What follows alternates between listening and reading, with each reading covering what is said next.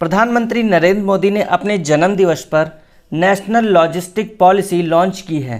तो आज की अपनी इस क्लास में हम इस पॉलिसी के बारे में समझेंगे, साथ ही साथ ये भी जानेंगे कि इस पॉलिसी के तहत क्या लक्ष्य रखे गए हैं और नेशनल लॉजिस्टिक पॉलिसी से भारत की अर्थव्यवस्था पर क्या प्रभाव पड़ेगा। तो क्लास को स्टार्ट करने से पहले आपने अभी तक हमारे चैनल को सब्सक्राइब नहीं किया है तो सब्सक्राइब कीजिए और बगल में बने हुए बेल आइकन को भी प्रेस कीजिए, जिससे कि आने वाली सभी वीडियो की नोटिफिकेशन आप तक पहुंचे। यहाँ पर नेशनल लॉजिस्टिक पॉलिसी का नाम सुनते ही सबसे पहले आपके मन में ये क्वेश्चन आएगा कि सर लॉजिस्टिक क्या होता है। तो अगर मैं सिंपल भाषा में बात करूँ तो सामान को एक स्थान से दूसरे स्थान तक ले जाने की प्रक्रिया को लॉजिस्टिक कहते हैं। यहाँ पर आपकी जानकारी के लिए मैं बता दूं कि पूरी दुनिया का सबसे पुराना बंदरगाह लोथल हमारे पास था, जिसकी मदद से हम खाड़ी देशों से व्यापार किया करते थे।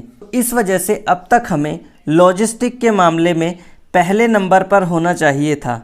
लेकिन अगर मैं लॉजिस्टिक परफॉर्मेंस इंडेक्स की बात करूं तो वर्तमान में हम लॉजिस्टिक के मामले में 44वें स्थान पर हैं। इस इंडेक्स में पहले नंबर पे है जर्मनी, वहीं इस मामले में दूसरे नंबर पे है स्वीडन, तीसरे नंबर पे है बेल्जियम, चौथे नंबर पे है ऑस्ट्रिया और पाँचवें नंबर पे है जापान। 6 नंबर पे है नीदरलैंड और 7 नंबर पे है सिंगापुर, 8 नंबर पे है डेनमार्क, 9 नंबर पे है यूनाइटेड किंगडम और 10वें नंबर पे है फिनलैंड। भारत को 2030 तक इन टॉप 10 कंट्रीज़ के अंदर अपनी जगह बनानी है। तो यहाँ पर इसी को देखते हुए प्रधानमंत्री नरेंद्र मोदी ने नेशनल लॉजिस्टिक पॉलिसी को लॉन्च किया है। अब देखते हैं भारत सरकार ने इस पॉलिसी के तहत क्या लक्ष्य रखे हैं।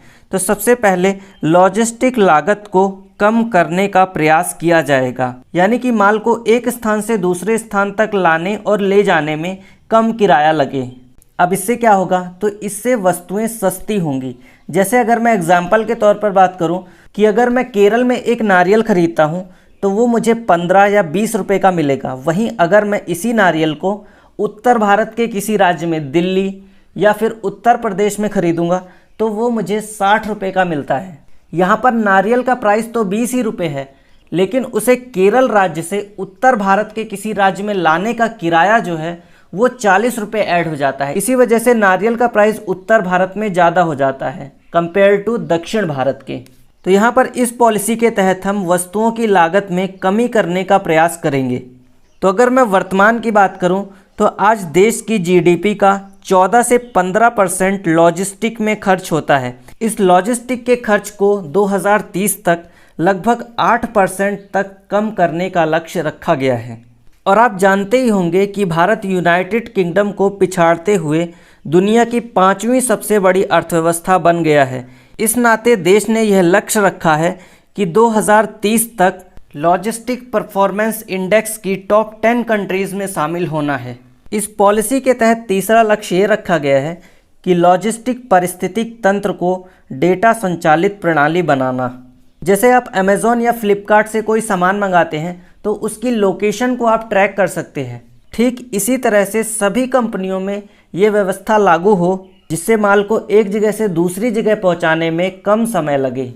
अगर मान लीजिए कि हम माल की लोकेशन को ट्रैक कर पाएंगे तो अगर वो किसी ऐसे रास्ते से आ रहा है जहां आगे जाम लगा हुआ है, तब हम उसके रास्ते को चेंज करवा सकते हैं।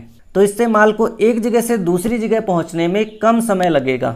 देश में लॉजिस्टिक व्यवस्था बेहतर होने से विदेशी कंपनियां भारत में निवेश करेंगी और साथ ही साथ भारत में रोजगार के अवसर भी बढ़ेंगे और साथ ही साथ माल को एक्सपोर्ट और इंपोर्ट करने में टाइम और लागत दोनों ही कम लगेगी।